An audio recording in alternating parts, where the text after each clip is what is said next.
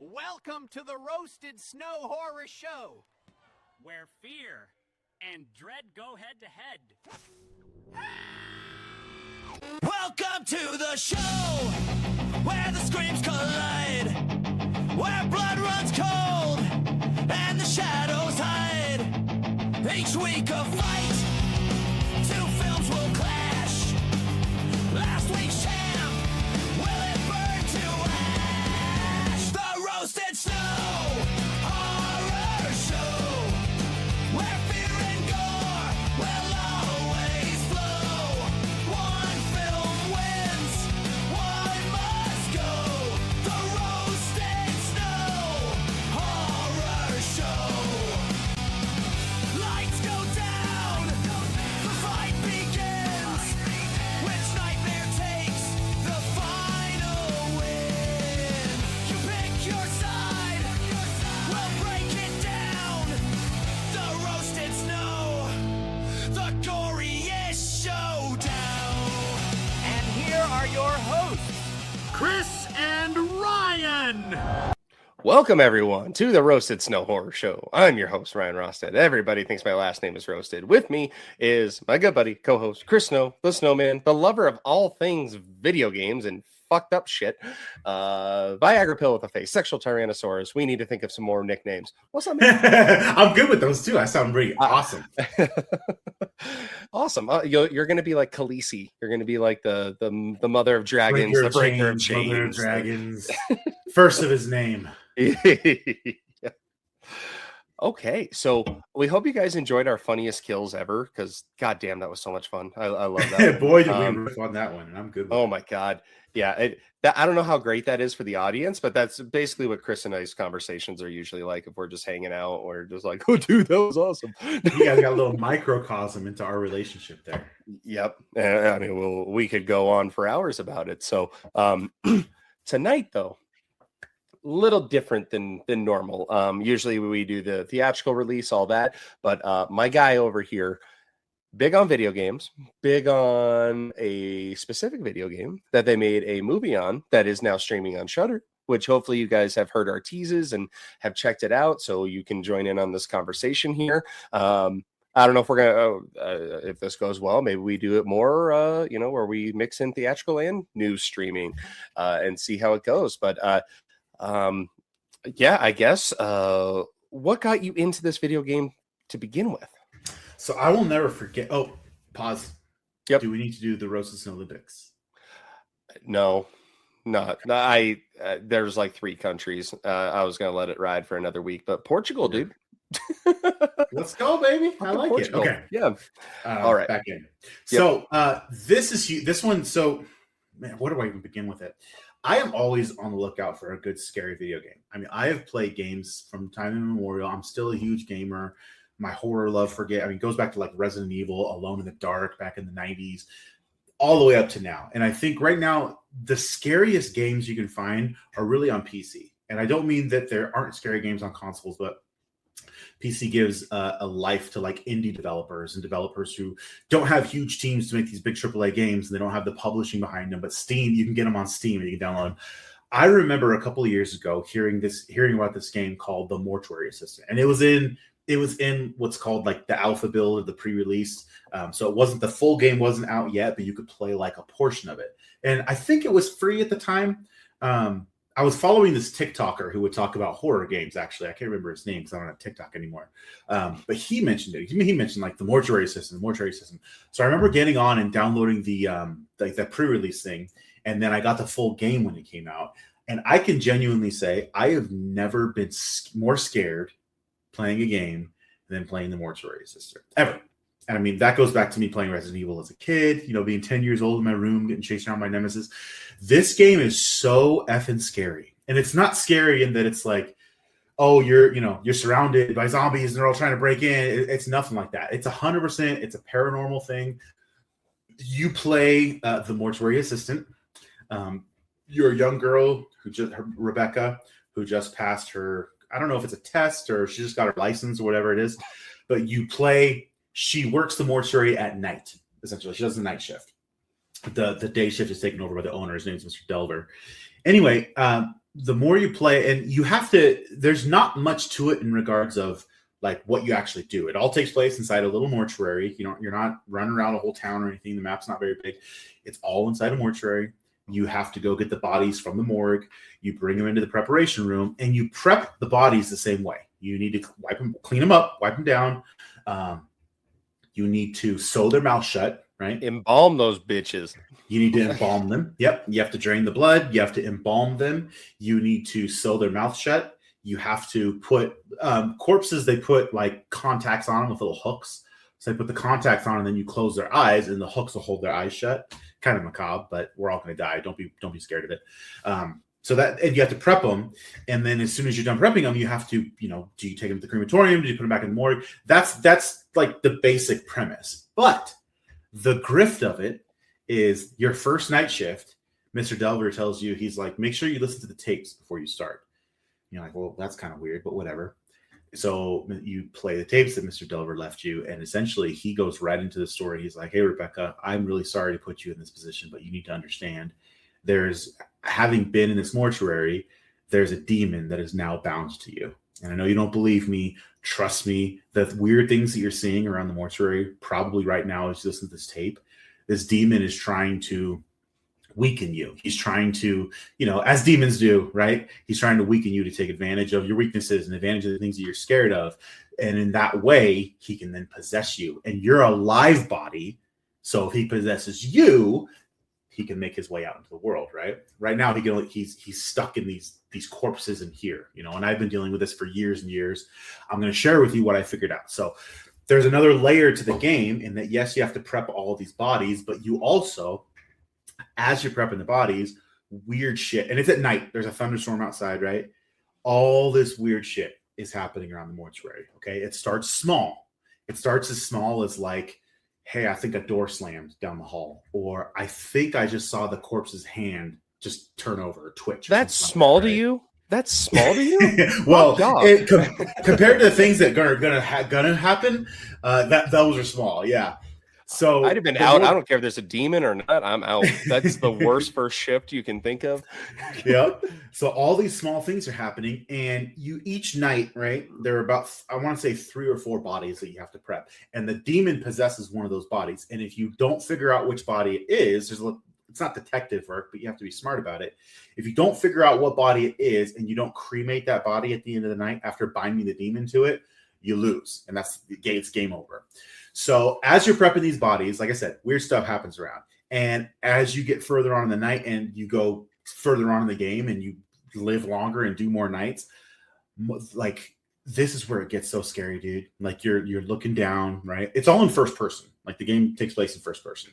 So you're looking down, you're prepping the body, you think you hear something, and then you look up and it can be like, oh, down the hall, there's a demonic like shadow just peering around right at you. He's looking right at you. He's just peering around the corner, looking at you. It's a pair of demonic red eyes looking at you. There's this white, skinny, golem-looking demon that sometimes will show up, and you think you hear something, and you look up, and he's just standing he's just attached to the ceiling, just staring at you, stuff like that. So you have to use what are called letting strips. You'll walk around the mortuary with these things on fire, and when they come close to a demonic presence, they'll flare up, and that gives you one of the 3 parts of the name of the demon. So you have to get all 3 parts of its name. You have to put the parts of the name onto like this little demonic looking block. So that calls that it's, that's its name. You have to go into the computer and dig through the files and find like what basic floor of hell you have to banish the demon to. That kind of determines how you do it. You have to embalm that specific body with a specific reagent that binds the demon to it. And then you have to cremate that body. So all that to say, the things that happen around the mortuary while you're trying to do this and while you're trying to figure out this demonic thing that doesn't end, it's an infinite loop, is genuinely some of the most terrifying times I've had in a video game. Like I said, I have jumped up, I've screamed out loud. I just turned the monitor off. I'm like, I'm not doing this. And I walked out of the room without even shutting the game down. It is absolutely terrifying. You said yourself, you watched some of the reaction videos of some of the people playing it before doing this episode. And can I just say, the only thing going through my head right now is what if what if you're a family member of somebody that unfortunately passed away, and let's say they absolutely never wanted to be cremated, and then have to get cremated because this demon's attached? You imagine having that conversation with the mortuary? Like, listen, What happened? we fucked up. Like, no, it's total bullshit. Yeah, like, no, we had to put this demon into this body and find it there and learn its name. And it's like, all right, you're getting 1 star on fucking Yelp here. Don't bring your people here. I feel like mortuaries are like, we're the only mortuary in town, so if you have to come here. You can just drive 50 miles and do the next one. Right. And so I watched a few videos because obviously I didn't have time to go track down the game and play it, and honestly I'm too scared to do so. But so I was kind of listening to what like the story would be and this and that, and then I started watching. There's compilations all over YouTube, guys. It's I definitely encourage you guys, pull one up, the Mortuary Assistant reaction videos and just watch. And they're funny, but they're also really scary. And we touched on it at the end of our last episode. The thing that I thought was infuriating is like they look around and you just see this figure at the end of the hallway, much like you would in a horror movie. But like, there's just something creepy about a game. Like, yeah, you're behind a computer screen, but like you're fully immersed. And these people who just walk fucking towards the entity, I'm like, no, fucking don't do that. And then there's one video that I watched that like the camera's moving around and you don't see anything, but then the camera stops, like it does a freeze frame, points exactly where something is, and like there's eyes staring at you from under the desk, and I'm like, yeah, nope. And there's that one fucking weird creature that's like all white, like the albino dude. Yeah, exactly. And it's pure nightmare fuel. The reaction videos are hilarious though, because like these guys, they're jumping out of their seat, they're cussing, like, oh, fuck off, like they're so mad that they got scared. And that's why you play. I've almost punched my screen. I genuinely almost been like, I'm done. Fuck you, screen. So yeah, just full disclosure on this episode, Chris is going to carry this one because he is going to have all the knowledge on this. While I did, listen to the story and how like this game has like 18 different endings or something, like there's a lot of different endings. I did watch some of those, but I'm not going to have the same kind of background that Chris will have. I'll still pop in and give my thoughts on what, how it made me feel. Like, obviously I don't have anything to go off of. It's like, hey, this is a movie on Shudder. And even if we hadn't talked about it, just like the title and the poster that's on Shudder, I probably would have stumbled across it anyway and been like, a lot of vibes, like the Autopsy of Jane Doe vibes. Yeah, and I was going to say that at the end. I'm like, which last week we couldn't think of the movie that we both had recommended before on the same episode, and it was Autopsy of Jane Doe. I think that was our first episode. No, it was close. The first one we started doing that. Yeah. It is very much like that, because there's nothing creepier than just being in a morgue, a mortuary, and like there's you said, I mean, the dead, right? A lot of people don't. It's almost an interesting topic on its own, right? Like a lot of people are extremely uncomfortable, myself included, right?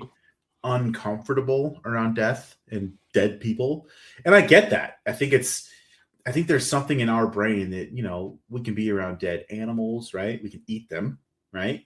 Dead livestock, animals that have got hit by a car. I think it's just a little bit different when it's a dead human. And I've met people who they're absolutely terrified to be near or go see a corpse, you know what I mean? Or to be in like a morgue or be around a corpse. And I've done all of those things, it's not, I wouldn't call it a comfortable experience. Certainly, but in the same vein, I'm at a point in my life where it's like, quite frankly, this is good. This is going to be all of us one day. We are all going to die. It's simply that. It's now an empty. Its corpse is just an empty shell at this point. The soul is gone. It's not there. It's just a tent now. Well, I actually have he actually sits next to me at some hockey games. We've had season tickets near each other forever. But he actually helps run a mortuary. And we always have this funny, because, we have a few drinks and I'm just like, hey, so if I need help with something, what, can you do that? He's like, yep, just use the code word broccoli and I'll know exactly what you're talking about. So if I pop in and say broccoli at some point in this episode, you guys know what I'm talking about. But, you know, it is strange because it's, you know, we're all going to be there. It is part of life. We've all gone, assuming everyone listening has gone to a funeral that has a, you know, an open casket, or, you know, it's not the most comfortable thing in the world, but it is. These guys, they do a great job in making them seem just peaceful. And, you know, you see how the hot dog's made. It's a little disturbing there, but it's almost the second most natural thing in the world, right? Right. You're born. Mm-hmm. You die. Yeah. You play Call of Duty with a shovel. You play Call of Duty with a shovel. You watch movies and play games that scare the hell out of you.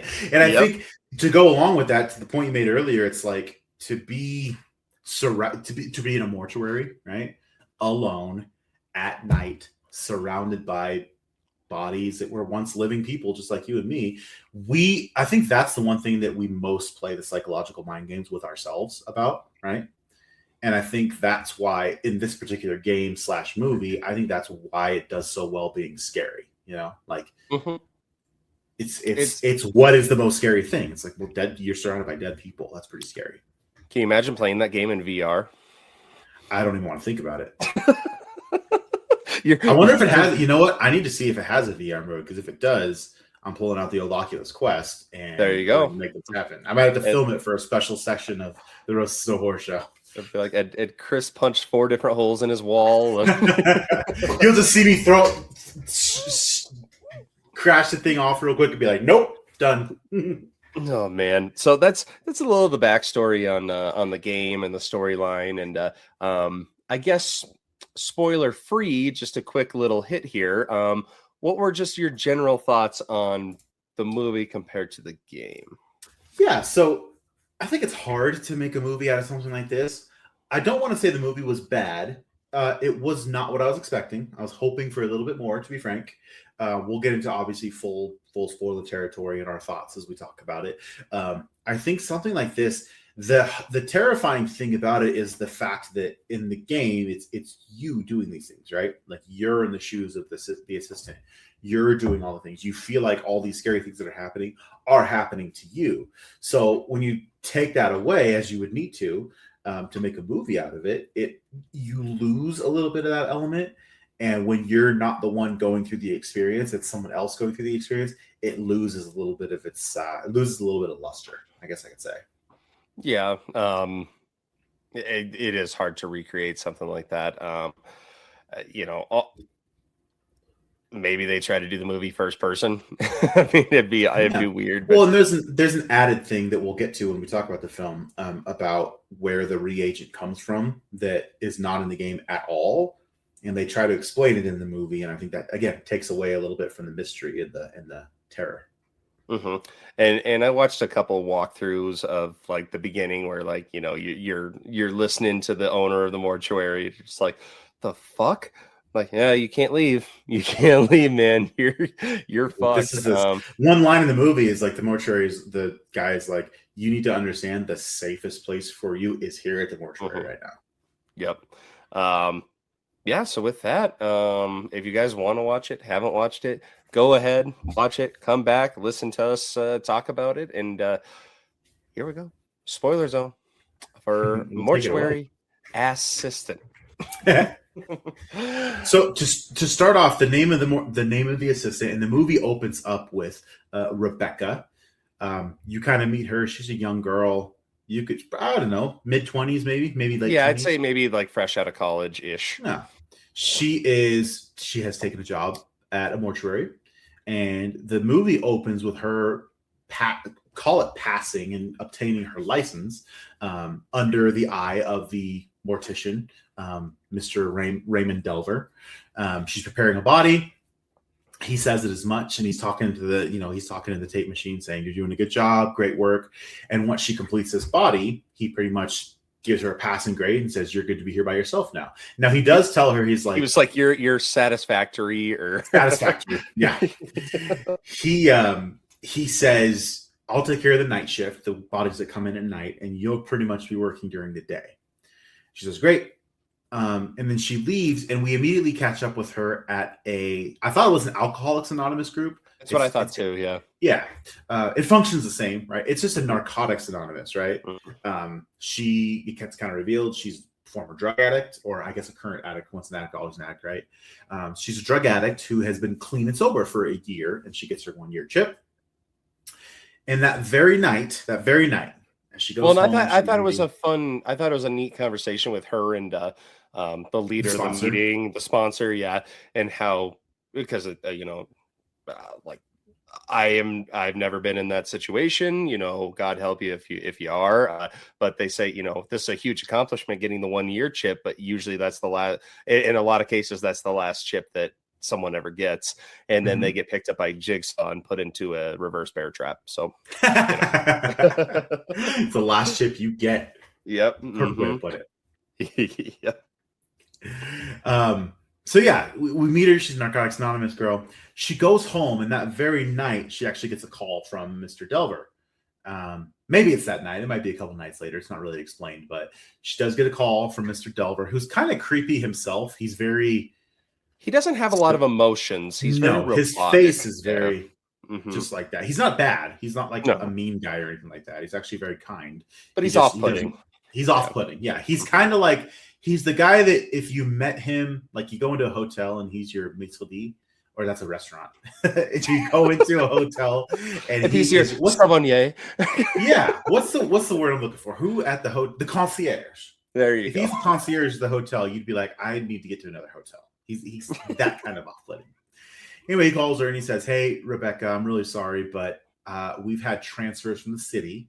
I'm really going to need you to come and work the night shift. She's like, that's fine. She's not upset about it. She's like, that's fine. She comes into work. She pulls the body out of the freezer, and it's just another night, right? Pulls the body out of the freezer, and she does notice that there's instruction for this body, which is strange. She says, hold on a second. I need to clean and embalm this body, but we're gonna cremate it. What's the point of doing all that stuff if we're just gonna cremate you? And she just kind of shrugs. She's like, whatever, it is what it is. So she gets to work. She cleans the body. She embalms it, drains the blood, gets the embalming fluid in there. And the effects here, like when she's like doing the close up of washing the wounds, and it's just like she takes his intestines are out, like you can tell what killed him. She's like, oh, that'll do it. Side. She takes it. She can't get him back in his body, so she just takes like a pair of snippers and cuts off the piece that's outside. It's pretty gross. Mm-hmm. They don't shy away from trying to gross you out a little bit. But yeah, she does that. Everything seems going to plan. But as she's finishing up, she notices that, hey, she looks down the hall and she sees what looks like just a shadowy figure with two big burning red eyes just peering around the door at her. She's like, hello. And again, she's not weirded out yet. She runs down to see if she goes down. It's the last thing you should do, right? Walks down the hall to where she thinks she saw it. Doesn't see anything, but she does notice that her car door is open, even though she didn't leave it open. So she runs outside, shuts the door, comes back in. Finishes up, puts the body in the kiln, starts to feel a little strange, and then she passes out. And, well, I shouldn't say passes out. The next scene is her waking up back at home. And the sponsor that she met that we saw her talking to at the narcotics meeting is banging on her door. She kind of wakes up and she's like, how did I get here? I have no idea how I got home. No idea what happened last night. The sponsor knows she's there. She's like, I know you're here. I'm not going away. Open up the door. So Rebecca opens up the door real quick. And the sponsor comes in. And the first thing out of her mouth is she's like, oh, you found some really good shit, didn't you? Looks like you found some really good shit, I think is what she said. And Rebecca's like, no, I'm not high. And the sponsor's like, I can see it in your eyes. All right, what we're going to do, today is day one. So she comes in. She's like, today's day one. We're going to get you back on the horse. Doesn't quite go that way, though, because Rebecca, unfortunately, the sponsor tells her, like, what do you mean you don't know what happened last night? You called me crying, saying you needed to talk immediately, and that's why I'm here. Of course, like I said, Rebecca doesn't remember any of this. But as the sponsor comes in, she's like, we're going to get things go. We're going to get you back on the horse here. Rebecca, her eyes go really cold. They go kind of Darth Maul, right? They just lose all their color. They go yellow. and she immediately attacks the sponsor, and she's just, she's fighting her. The sponsor's trying to fight her off. She doesn't realize what's happening, and then Rebecca bites. She goes Gollum on her. She bites off her middle finger because she's trying to stab her. Bites off her middle finger. It's with a corkscrew, right? Doesn't she grabs a corkscrew that they had knocked on the ground, grabs a corkscrew, stabs her in the temple with it, and just screws it in enough to get to her brain and kills her with it. So the sponsor is laying down on the floor, and as soon as that happens and she kills her, the demon leaves her, and she's back, and she's like, "Oh my god, what happened?" That is some good shit. Yep. And then as soon as that happens, the boss, Mr. Delver, calls her, and she picks up. She's completely panicked. She's like, "Hello," and he immediately he's like, "Rebecca, I know what's happening to you. I know what you're seeing is totally scary. I know that you're seeing things and things are happening to you. You have to go back to the mortuary. And that's because, believe it or not, that's the safest possible place for you right now. I can explain when you get here, but you have to get here." And it's really cool because the camera's focused on her while she's on the phone. And in the background, you see the dead sponsor just kind of stand up. It's pretty creepy. You see her stand up, and she just starts making her way towards Rebecca. And as soon as Rebecca gets off the phone, she hears her, and she turns and looks at her real quick. And immediately, as soon as she looks at her, she just falls over dead again. It's pretty cool. Like her she's all gray. And Rebecca realizes, like, oh, I guess I should probably get back to the mortuary. So she leaves and heads back. And do you want to take over here? Well, I can take over a bit. Doesn't she open the door again? And isn't her sponsor there? Mm-hmm. Yep. So all the things that just happened are in her fucking head, or at least we think they're in her the whole thing. Yeah, which is I'm sitting there watching. I was like, okay, I'm not gonna be able to trust a goddamn thing in this movie because, because it seemed so real at the time, and it was it's a whole thing. Like she's fighting her, and she gets the corkscrew. I mean, it's a shock when she just takes her out, and you're just like, oh, that's not gonna be good for you. Basically, if my memory is serving correctly, she obviously is shocked to see her sponsor there. I just killed you. Yeah, I just killed. And so she basically, rushes away from her and gets back to the mortuary, where she's talking to Raymond. Everybody loves Raymond. Kind of. And he kind of goes down the rundown again. Like, sorry, you signed on for this job. I've seen this happen a lot. He basically begins explaining, like, here's what's happening to you. Yeah, like, there is this demon. It is attached to you now. You're fucked. Basically, what was explained in the video game. And this figure that she keeps seeing, it's a recurring figure. You kind of, at least I was like, okay, this is what, her dad or her brother, or, it's definitely a guy from her past. You can tell something bad happened to her when she was young, and she blames herself for someone else's death.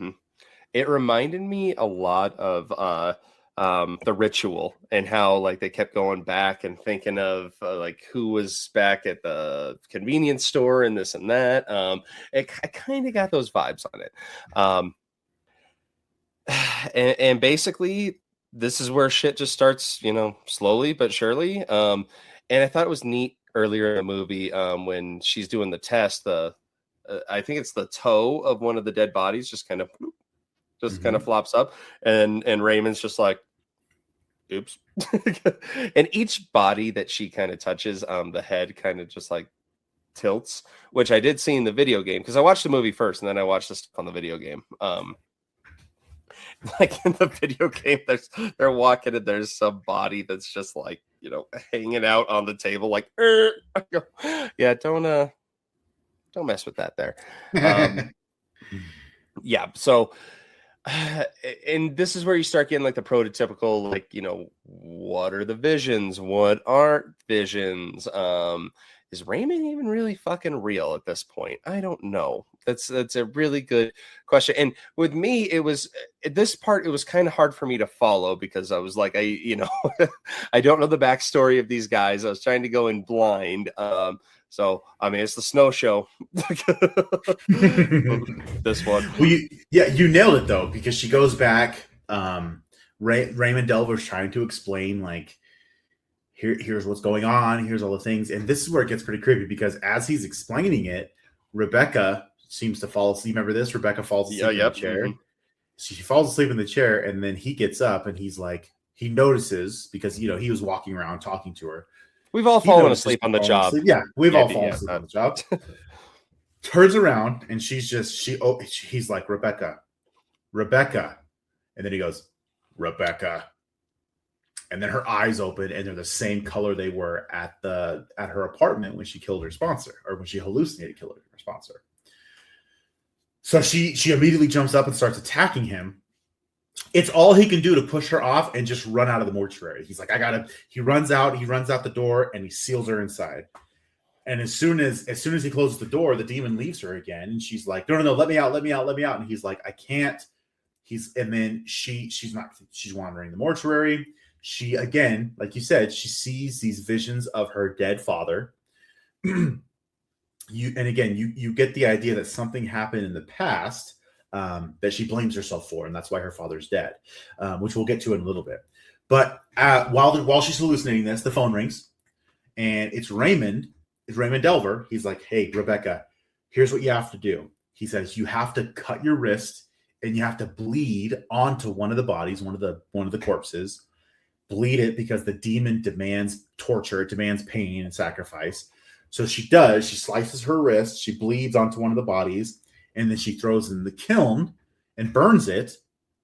But it doesn't really do anything. She continues hallucinating. She's like, this, nothing worked. This didn't work.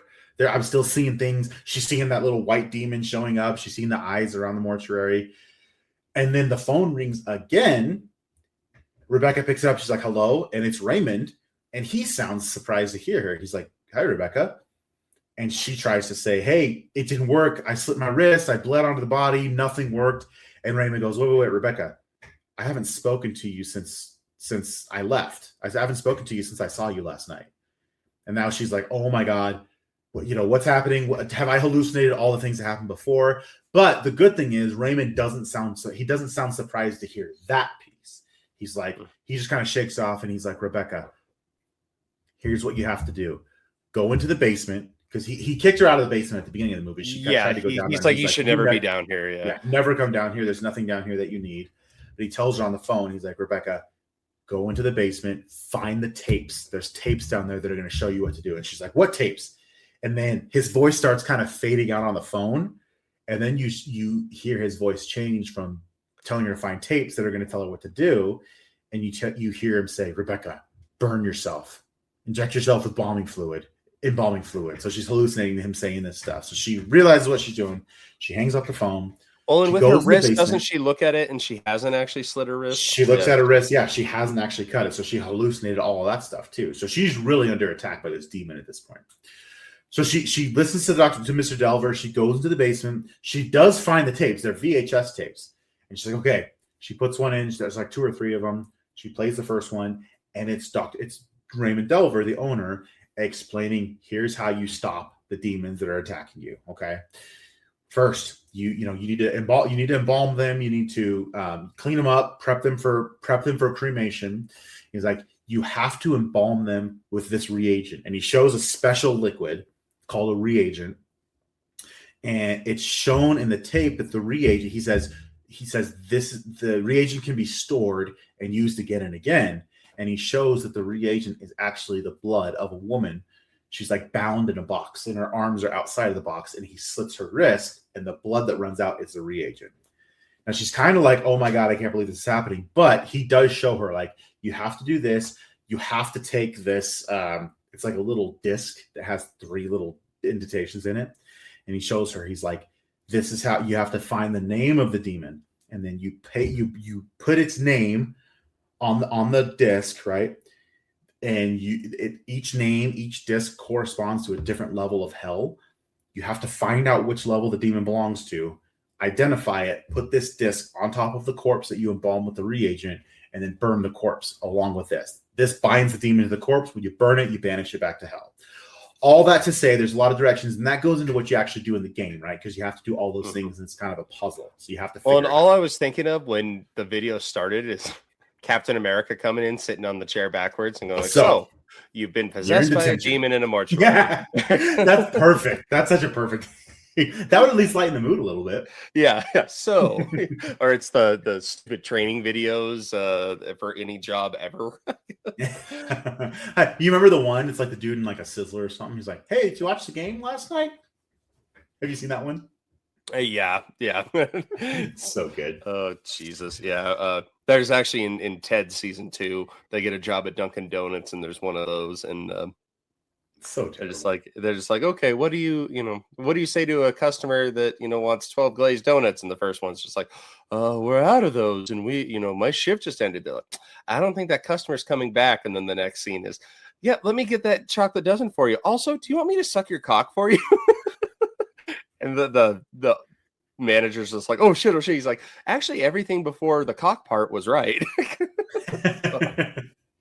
Sorry.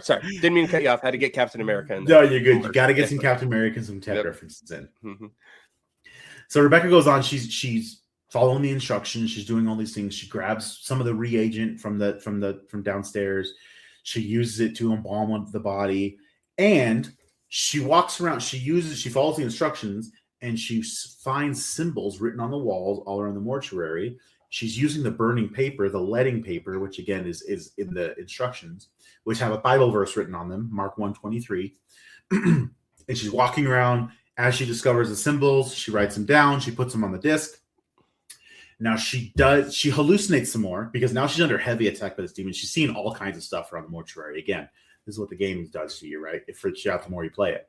But she hallucinates some more. She thinks she finds the woman downstairs in the storage room that she saw on the video, but she doesn't. She does. She has the disc. She has the symbols. She places the tablet with the name of the demon that she found around the mortuary.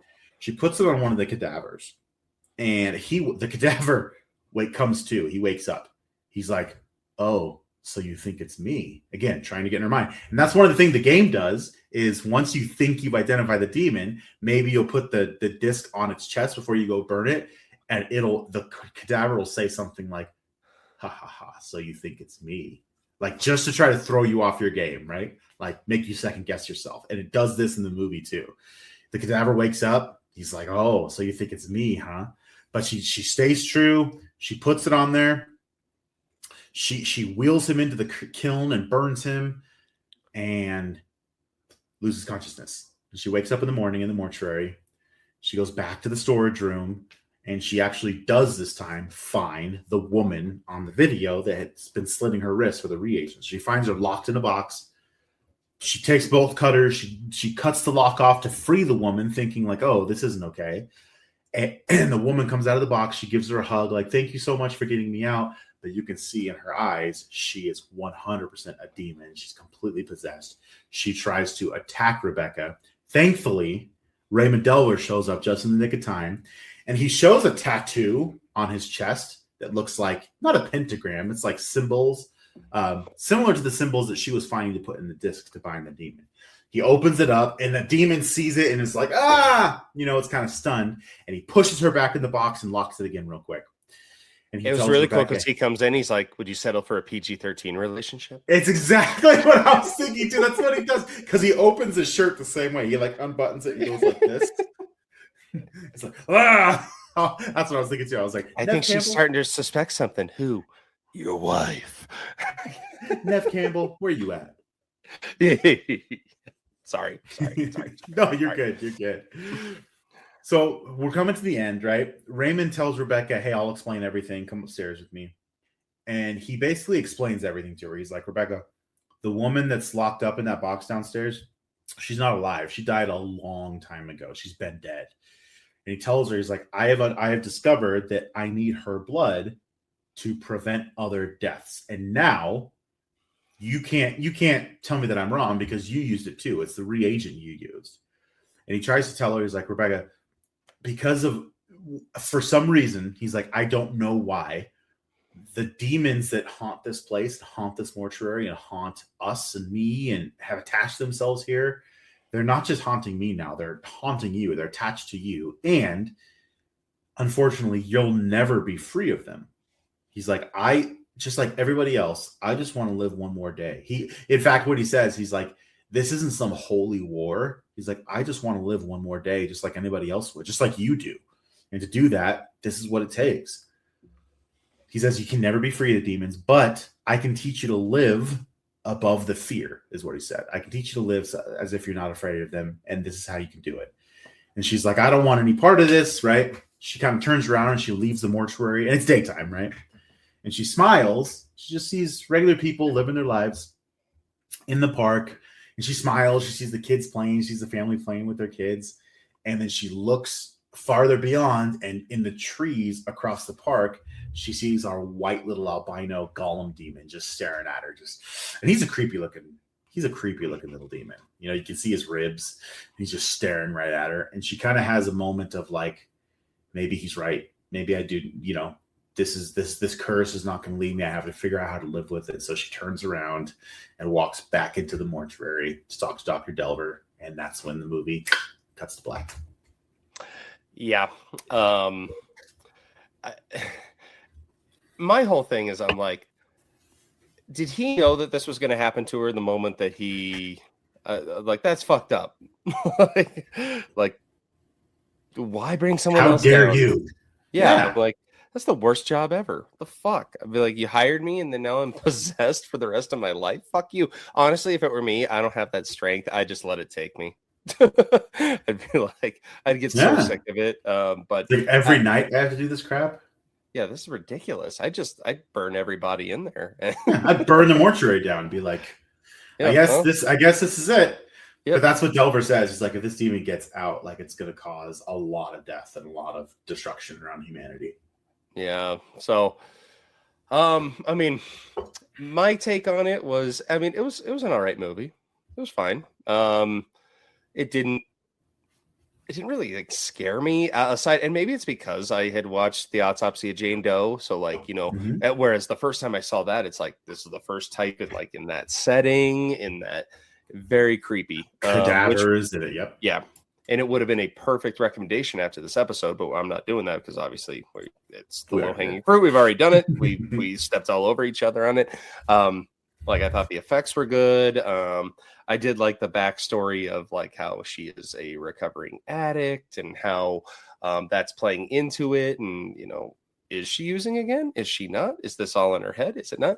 I'm always down for a good mind fuck of a movie. Like, you know, like I brought up Oculus a few weeks ago. There's a scene in Oculus where, you know, it's the girl and her brother are outside this house. They think they've escaped. And they look inside and they see themselves standing in front of the booby trap. And they're just like, which one of us is real? Are those the real us? Or we? So I like a good mind fuck like that. Obviously, it's a Shudder movie, a limited theatrical release. So I wanted to temper expectations. But I mean, you're the one that was uber excited about this and played the game and knew all that. So was this in the words of Raymond, was this satisfactory? It wasn't a bad movie. It wasn't bad. It wasn't good. And I think I come at it with, as most games that are, or most movies that are based off of games are, it's so hard to do because it's not, I'm not going to get on the actors. I'm not getting on the director. I'm not getting on the producer of this thing because the game stands alone as a unique experience, right? It's scary for a reason. And it's really hard to take, I said at the beginning of the episode, it's really hard to take what makes the game scary and translate that to a movie. The atmosphere was good, right? Like atmospherically, it's like, oh my God, she's seeing all the stuff around the mortuary. That's terrifying. But you could tell how low budget it was when they were in scenes that were not in the mortuary. They must have made it for like $10,000. Like, dude, we're gonna pay $5,000 to the actor and $5,000 to her. Like her apartment. I'm like, what in the AI is this? Yeah, that's 100% right. Like you can tell it's a very low budget kind of thing. I do like low budget horror if they do a good job. I didn't like, so the lady in the basement where he gets the reagent from, is not at all in the game. And that mystery of where the reagent comes from, again, is scary. It's like, what's this reagent? Why am I using it? Because it's like, it's not important what it is or where it comes from. It's important that you use it correctly.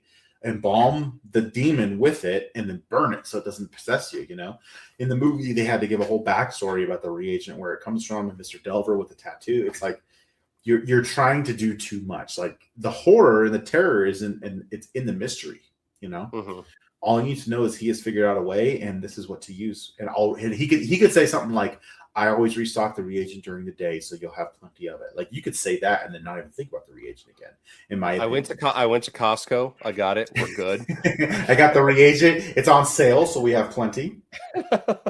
Yeah, here's the company card. But yeah, I guess if I had to rate it out of a 10, I'd probably give it a 6.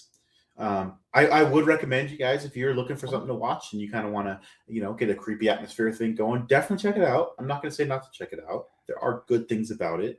But yeah, it wasn't all the things that I was expecting or hoping that it would be.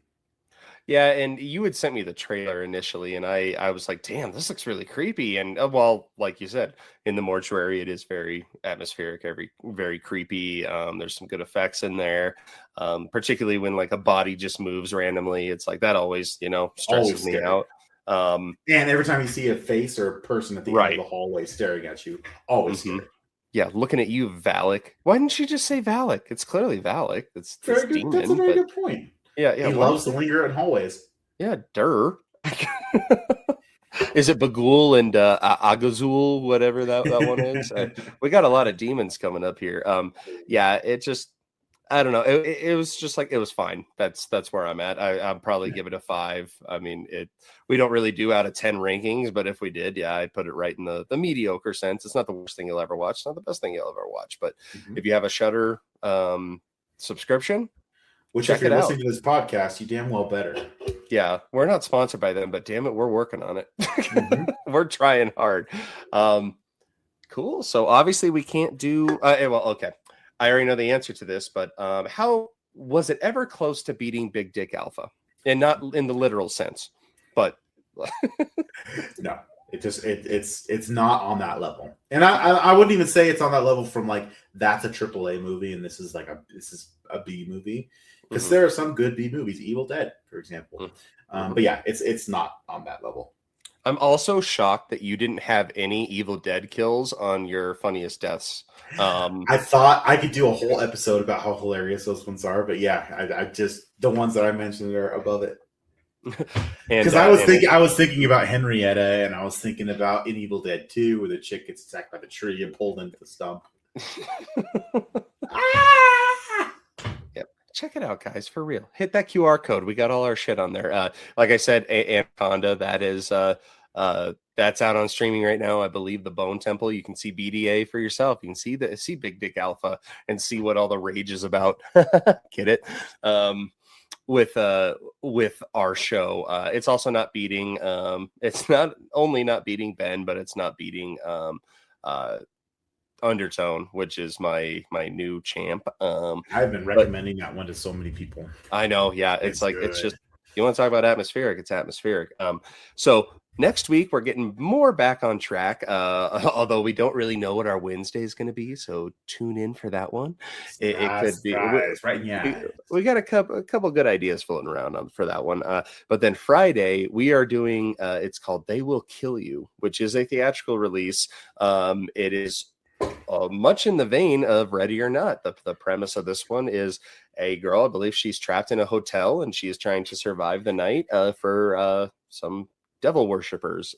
So looking forward to that one. We'll see where that goes. And I have a recommendation in my mind, and it was one that I was thinking about while I was watching this movie, aside from Autopsy of Jane Doe, because obviously that's the first one that I thought of, but thought of a second one. And I'm just curious if A, you've seen it, and B, if you are on the same wavelength as me. But if you don't mind, I will go first on this one. It's another movie about someone working their first shift at a place that is not necessarily creepy. It is at a police station that is going to be shut down. It is called The Last Shift. It's been floating around for a while on different streaming services. There's some Charles Manson-esque issues there. There's demonic forces. There's a tragic past. It has a lot of similarities with this movie, but it is done a lot better. Obviously, their budget was a lot bigger. They also made a kind of like spiritual remake of it that has been on Showtime, but I can't remember. It's like, I was going to say Magneto, but it's not Magneto. It's like Magna something. But check out The Last Shift. I love it. It's one of those that I would watch by myself. And if I just want to be creeped out for a little bit, there's a lot of hallucinations in it. Very much like The Mortuary Assistant. It's not based off a video game that I know of, but check out The Last Shift. Have you ever seen it or heard of it? I have not. It rings a bell in my mind, just the name of it. Mm-hmm. So I will definitely give it a check out. Mm-hmm. That does sound good. All right. What you got? So I am going to go with this is one of the more unknown films. It does have some big name actors in it. So I'm talking about, first off, my favorite actor, Ewan McGregor, Obi-Wan Kenobi himself. It has Patricia Arquette, Nick Nolte, Josh Brolin. This is an older one. I want to say 1998, 1997, 98. This film is called Night Watch. Ewan McGregor, our protagonist, he's a college student who takes a night watch job as a security guard in a morgue. And needless to say, kind of similar to this episode, needless to say, it's pretty scary being by yourself in a morgue at night. Some pretty crazy, weird things start to happen.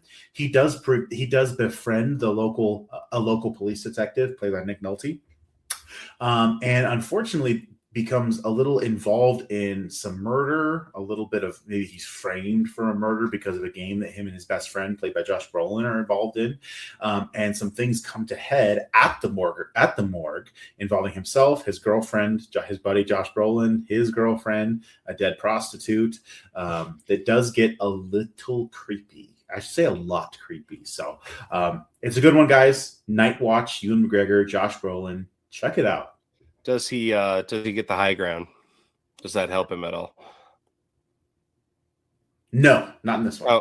Oh, okay. Is he six feet under? I see what you did there. All right, yeah. So we got Night Watch and The Last Shift. Both have a lot of similarities with The Mortuary Assistant. So I am curious, though, if we're talking about video game movies, it was one that I suggested a while back. Did you ever watch Live Streamers or Live Screamers? I have not watched it yet. No, I do have a good week off of work next week where I just really want to just kind of relax and chill. So I'm sure a lot of movies are in my immediate future. Yep. Because if you want to talk about a movie that's like a first person, that's a video game, that's one that's very much like Unfriended. So check that one out too, guys. But otherwise, we will see you next Wednesday for whatever the fuck we decide to do. And then the following Friday, we won't kill you, but they will kill you. They will try you. They will kill you. Ready or not, here we come. 3. And keep watching movies. Bye, guys. Thanks for listening to the Roasted Snow Horror Show. Please follow us on our social media pages and tell your friends,